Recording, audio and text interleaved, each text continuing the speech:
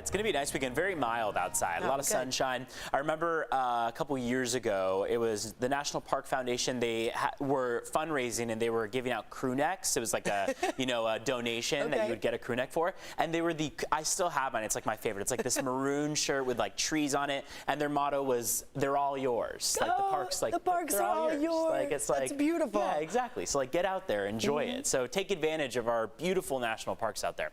Temperatures are cooling down overnight, but we will warm up very nicely into this afternoon as well as the afternoons to come. Take a look at the last 12 hours. We cooled from 63 at 6 p.m. yesterday to 55 degrees. A difference in Ramona. Look at how quickly those temperatures dropped into the 40s and even the 30s for 3 a.m. and 4 a.m. Now we're at 42 degrees, or at least warming up from there.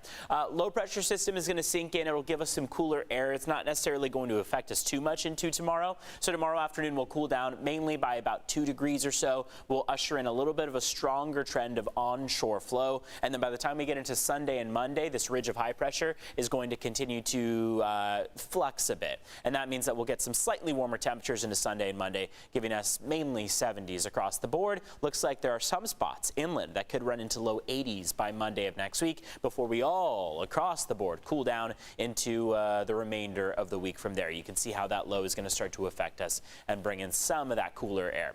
Almanac for the day brings us to 67. That'll be 2 degrees cooler than average for this time of year. Rain so far this month, now that we've officially hit the exact midway point for the month of April, we're at 1/100th, whereas average would be 39/100ths. We are way below where we want to be. Last month, we did cap out right above average, which was good news, but just barely above that average point. We could use some well above average days.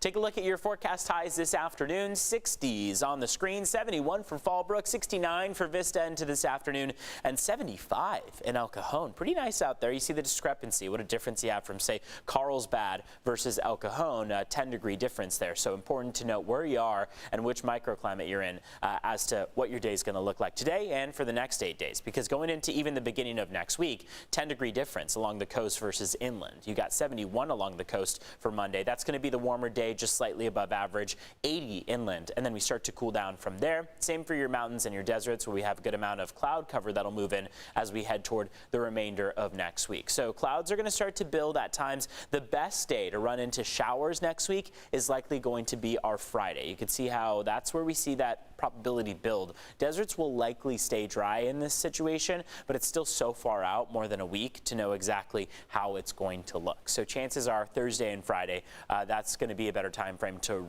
talk about how much we could see, the timing of it, all that. Thursday will be a good day for it. And then, of course, Friday is when we'll likely see those showers develop.